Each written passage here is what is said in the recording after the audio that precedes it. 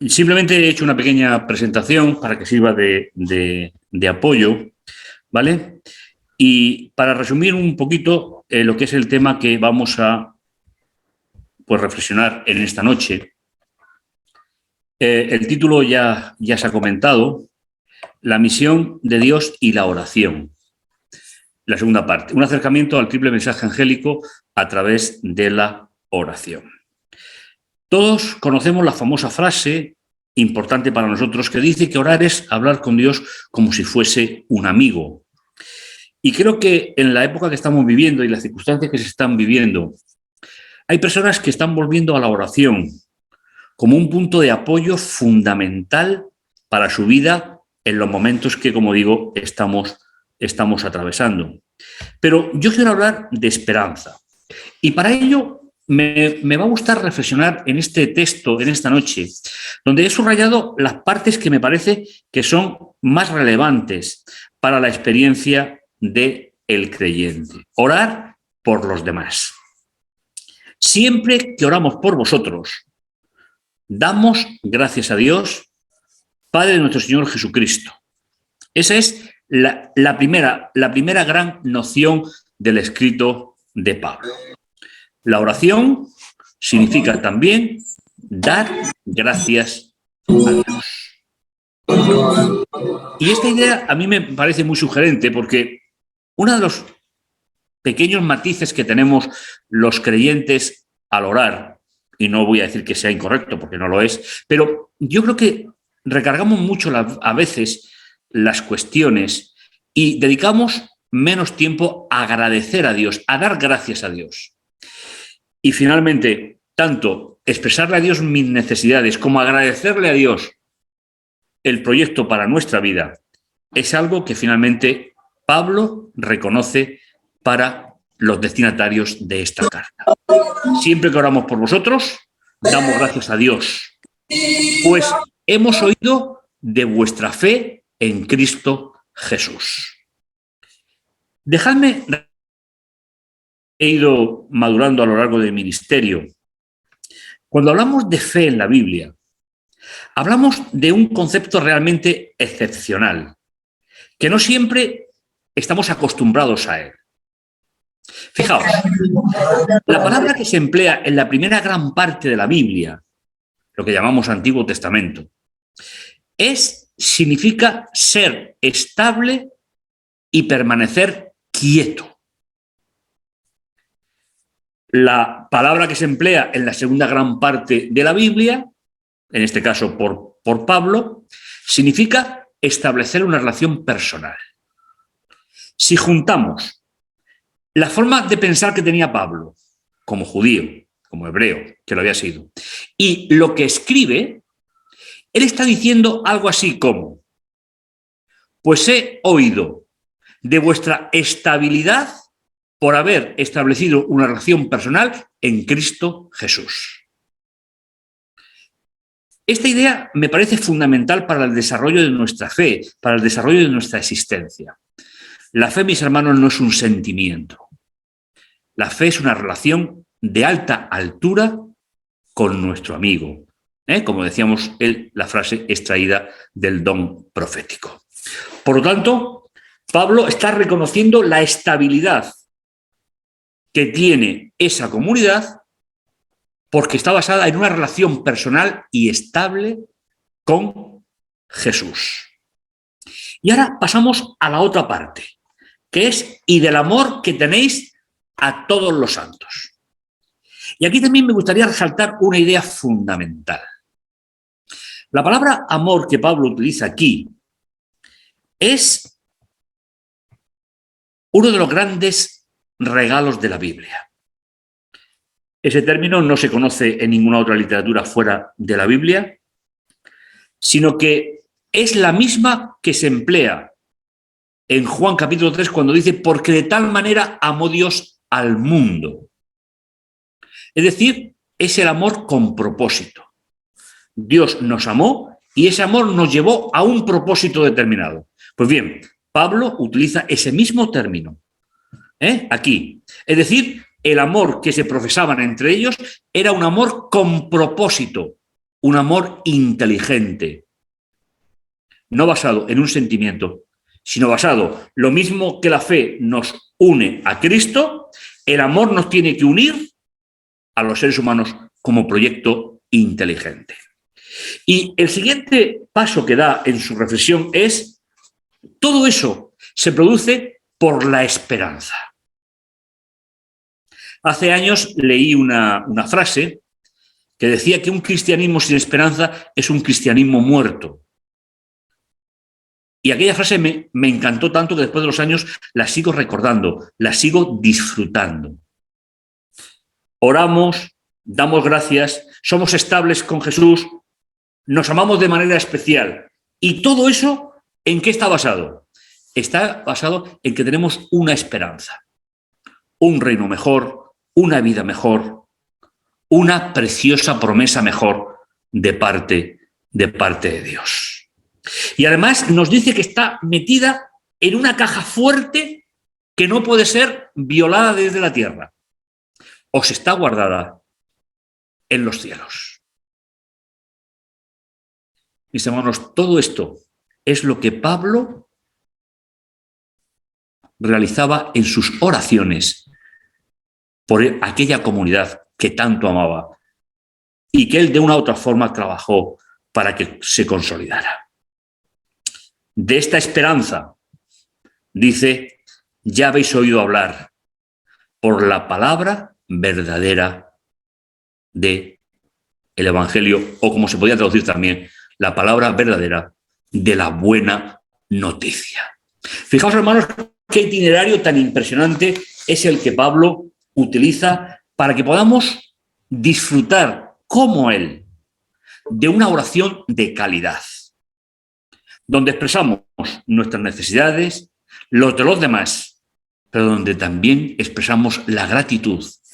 Damos gracias a Dios. Leemos en el versículo 3. Dice, ese evangelio, esa buena noticia que ha llegado a vosotros, así como a todo el mundo, y que lleva fruto. Y crece también en vosotros. La palabra que Pablo escoge aquí para fruto es tremendamente intencionada, porque el fruto es el resultado de la calidad del árbol, del cuidado del agricultor. El fruto es una consecuencia, no es un medio. El medio en este caso es la palabra verdadera del Evangelio. ¿Y cómo nos aproximamos a ella a través de Jesús? ¿Y cómo nos aproximamos a ella a través de nuestros hermanos? Desde el día que oísteis y conocisteis la gracia de Dios en verdad.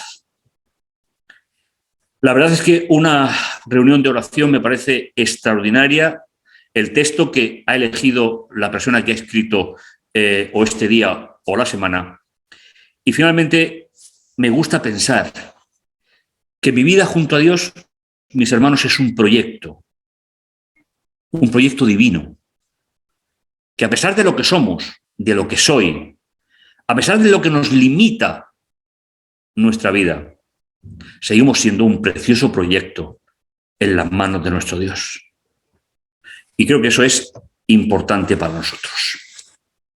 Ese evangelio del cual Pablo acaba de hablar, esa buena noticia, está relacionada en la Biblia con algunos conceptos fundamentales. Yo no sé lo que han dicho mis compañeros, me perdonáis, no sé si me voy a meter un poquito en el terreno de ellos, pero fijaos.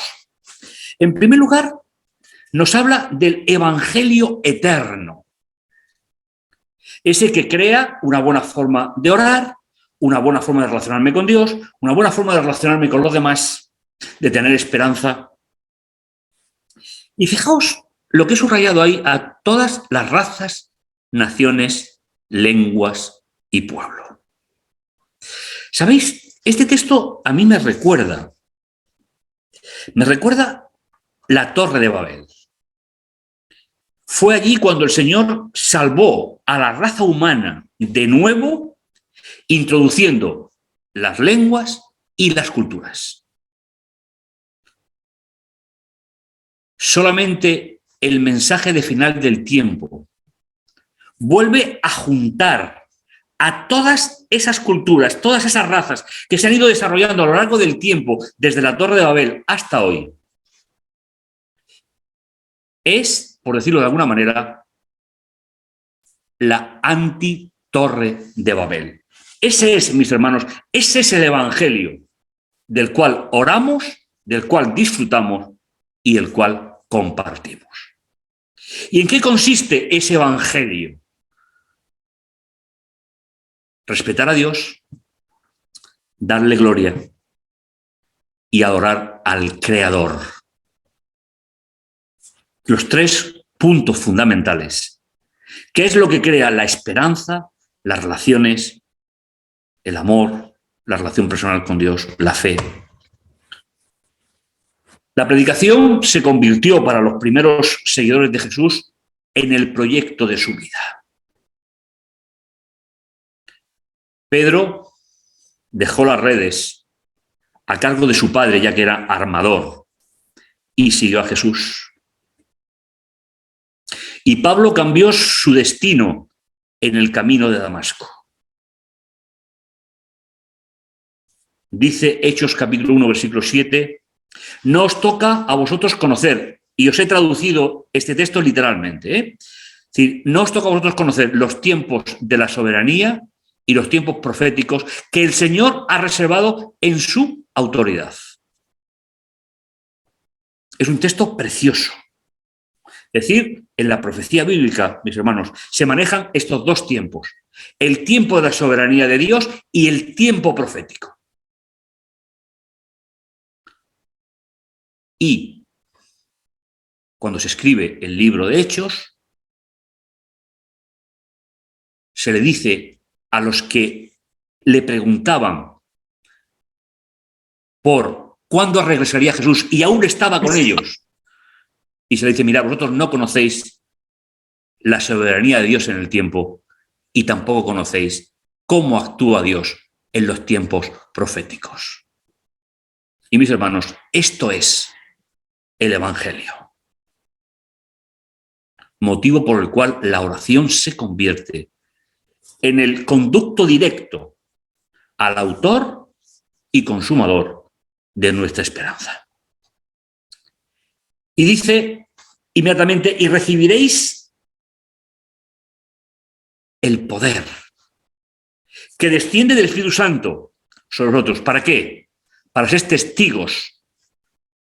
Jerusalén, Judea, Samaria y hasta lo último de los confines del mundo. Mis hermanos, sigue siendo el propósito del Evangelio eterno. Y dicho esto, lo vieron subir hasta que una nube lo ocultó de sus ojos. ¿Cómo comenzó a cumplirse esa profecía?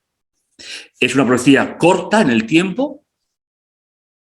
Se produjo escasamente 40 días después, aproximadamente 50 días después de la muerte de Jesús. Dice, cuando llegó el día del Pentecostés, estaban todos reunidos. La unidad, hermanos, en la oración, la unidad en el propósito, sin perder la individualidad de cada uno de nosotros, es el sello del Evangelio eterno. Estaban en Jerusalén.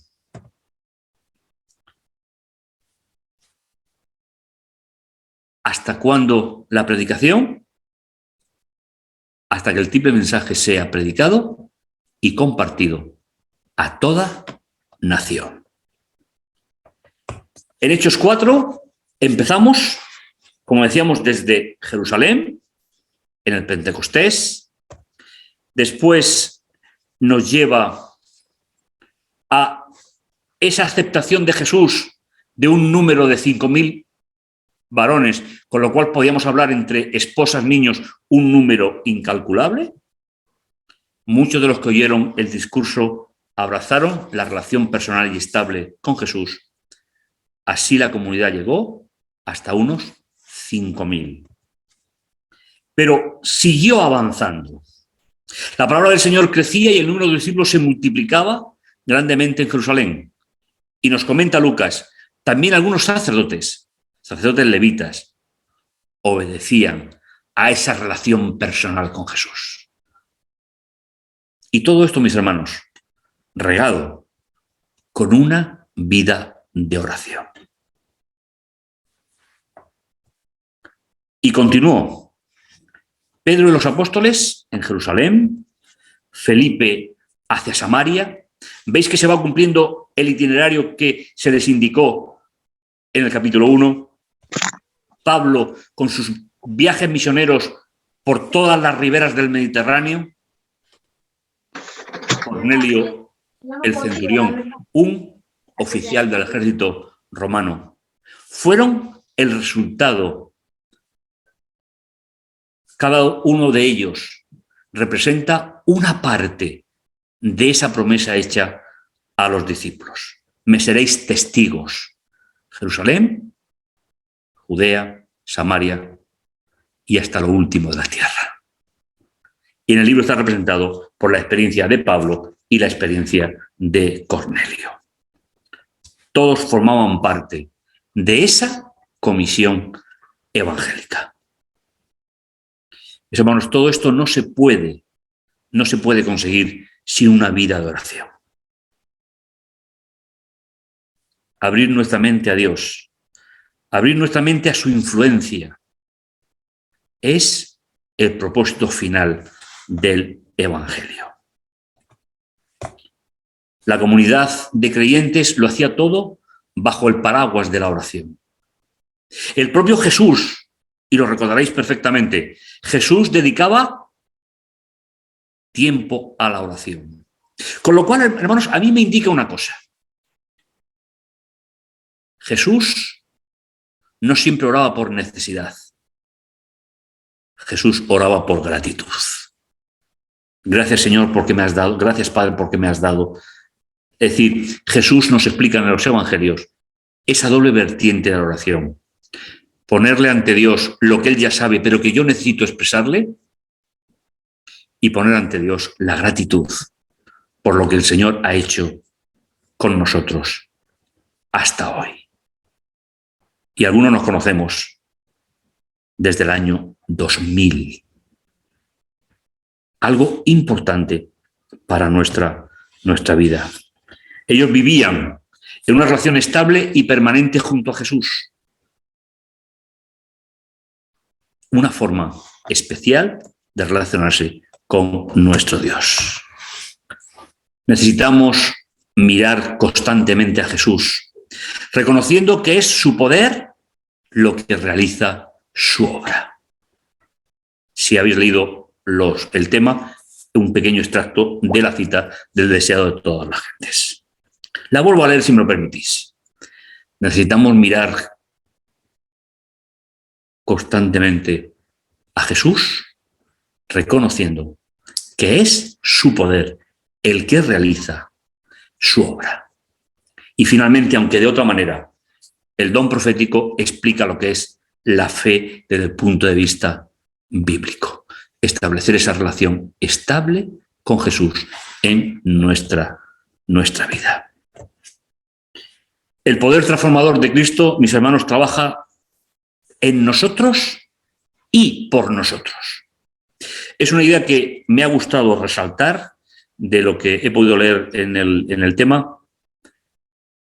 Jesús, según esta reflexión, tiene un doble vertiente en nuestra vida. ¿Sabéis?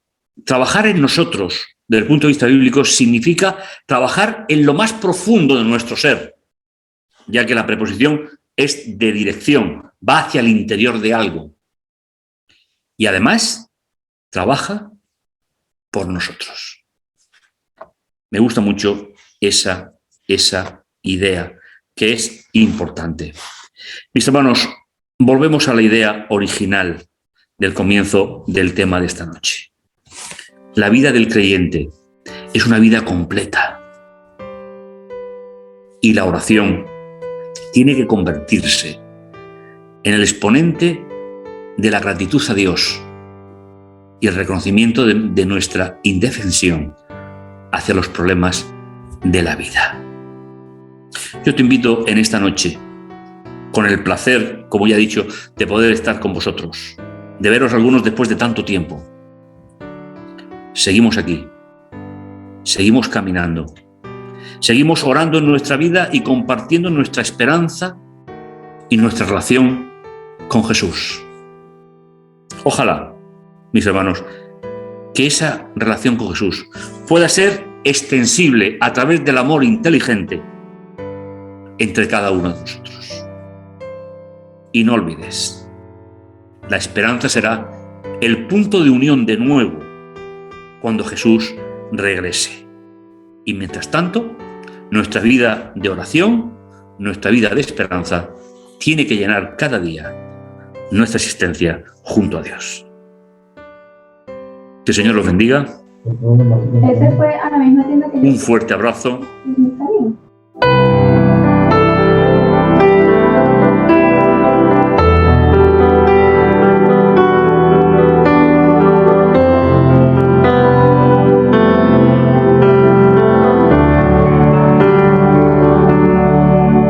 Con las manos juntas hay poder.